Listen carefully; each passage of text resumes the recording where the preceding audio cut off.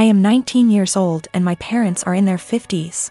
For as long as I can remember, I have been allergic to several things: dairy, wheat / flour / gluten, legumes.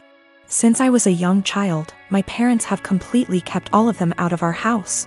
While other kids ate breakfast cereals, I ate fish and assorted pickled vegetables for breakfast. While other kids had Lunchables, I had grilled chicken or fish with, again, assorted vegetables, usually sweet potatoes. While other kids ate birthday cake at the birthday party, I had an apple. I never questioned this until a couple of months ago. I was at my aunt's house for my birthday party, and she made brownies for everyone. For me, she took great steps to make them with almond flour and avoided all of my allergies. I started eating them and thought little of it until my aunt suddenly looked at me and, in a panicked way, asked which plate I took the brownies from. I pointed from the one where I got my brownies, and she immediately stood up and told me we had to get my EpiPen. She raced to ask my mother for it, and I sat there scared out of my mind because I had never mistakenly eaten flour before. I noticed my mother had calmed her down, and then she said that we don't have to worry because she had switched the plates of brownies. And after all, I had eaten the ones made with almond flour. I found this incredibly odd because, really, why would she swap the plates? That doesn't even make sense. But for the time being, I let the issue rest. It didn't sit well with me for about a week, and I finally went to get an allergy test. The doctor started with a skin prick test, and lo and behold, I didn't react to any of the above substances. Then he ordered a blood test, and when the results came in, they said that I had absolutely no intolerance to any of the foods I'm supposed to be allergic to. I was furious and called my mother. She eventually admitted that she lied to me because she wanted me to be on a Paleolithic diet and wanted me to be able to avoid all temptations.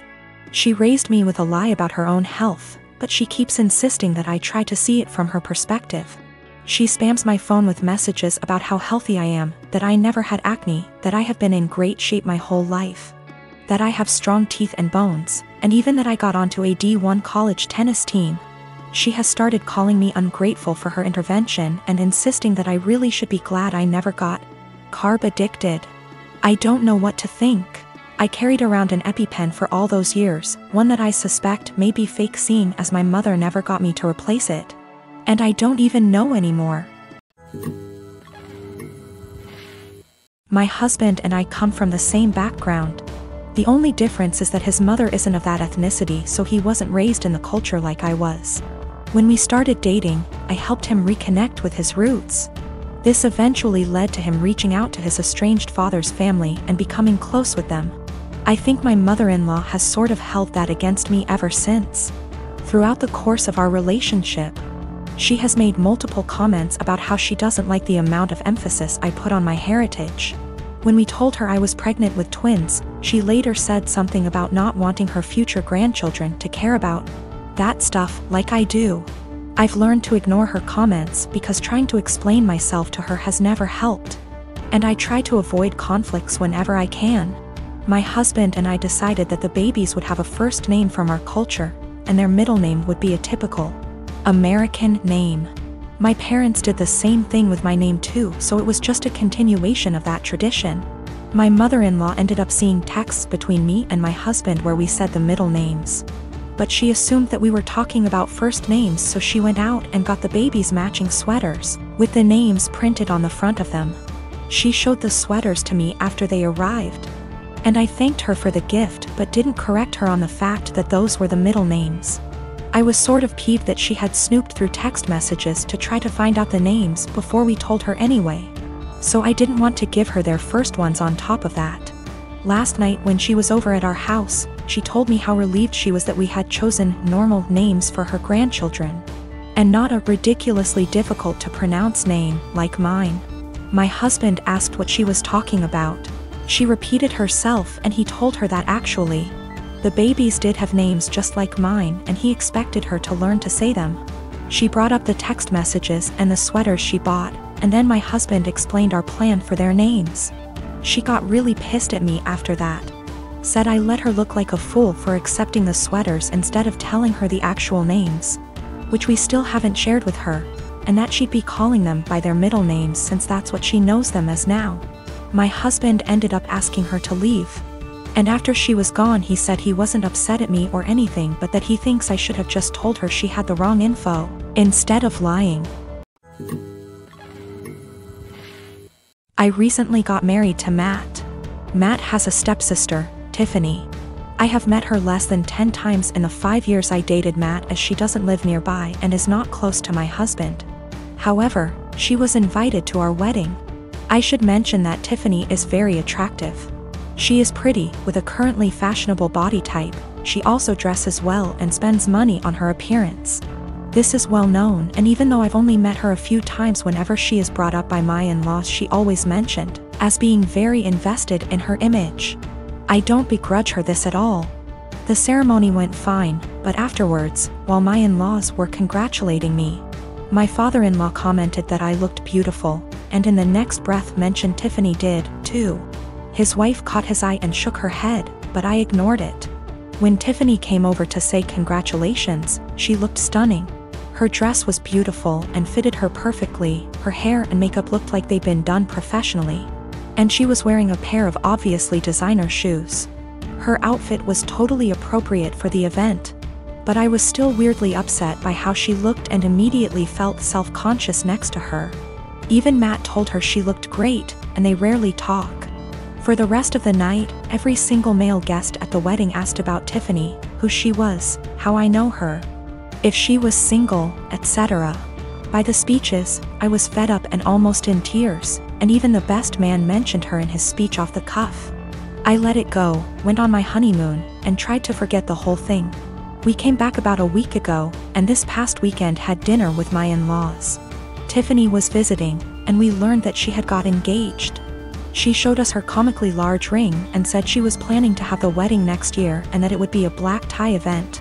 Before I could stop myself, I jokingly said that I was pretty sure I'd already been to her wedding. I was the one in the white dress.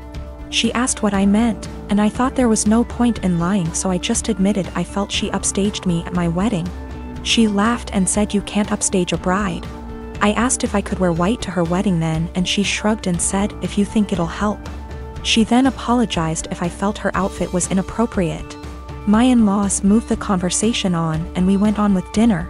When we got home, my husband blew up on me, saying I embarrassed him by being petty and jealous of Tiffany. He said he doesn't even like her, but even he knows she can't do anything about what she looks like or the clothes she can afford. And I made myself look bitter and childish, and him by association.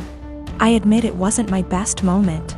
But I thought he would at least understand how I felt given that he heard everyone's comments that night. He's demanding I apologize to Tiffany and his parents, but I don't think I said anything that heinous. My sister and her husband have been struggling with infertility since they got married 12 years ago. They've tried absolutely everything, from medical to spiritual, but unfortunately, nothing works. Now that she's approaching late 30s, they're starting to look into adoption, but it's also been a slow going. Since their financial condition isn't exactly stable from multiple rounds of fertility treatments they went through. I can only imagine the struggle, and I sympathize with her. But the stress this situation is bringing her and her husband honestly puts a strain on our relationship. My husband and I lost our best friends, Mason and his wife, Kate, 2 weeks ago in a horrible car accident. They left behind their son Pete, who isn't even 2 yet. It was so sudden and so heart-wrenching. We're still grieving, which lowers out contact with a lot of people, including my sister and Bil. Our main concern right now is ourselves and Pete, whose custody has come to us because we're both his godparents, actively engaged in Pete's life since his birth. And because Mason and Kate have neither left a will nor have immediate living relatives who can take him in. We've decided to adopt Pete as soon as we can stomach the process. My husband and I never planned on having kids, and even if we did, this is absolutely not the way we want to go about it. The situation is far from ideal, but we're starting the adoption process yesterday, for Pete's safety if nothing else. We broke the news to our extended families and friends, letting them know that my husband and I won't be very available for a little longer because of this. I know my sister and brother-in-law will have something to say about this. I'm prepared for a few heated text messages or voicemails. However, I didn't expect them to turn up on our doorstep, crying about how unfair it is that we were given everything they wanted, and how we didn't deserve to be parents because we didn't go through what they had to. I've never seen my husband so angry before. He's usually very mild and gentle, but recent events have stretched our patience to the limits. We kicked them off of our porch, and I told my sister before she left that since our pain inconveniences her so much, I won't have her around me and my family at all anymore. I know she made a fuss about it, and now everyone has something to say to us. We turned off our phones, so we don't know which ones are cursing us and which one aren't. I know some did //r. My husband and I are both in pain and grieving, and we can't trust ourselves to be objective. For the sake of disclosure, my husband and I are both men. No, this is not a case of homophobia.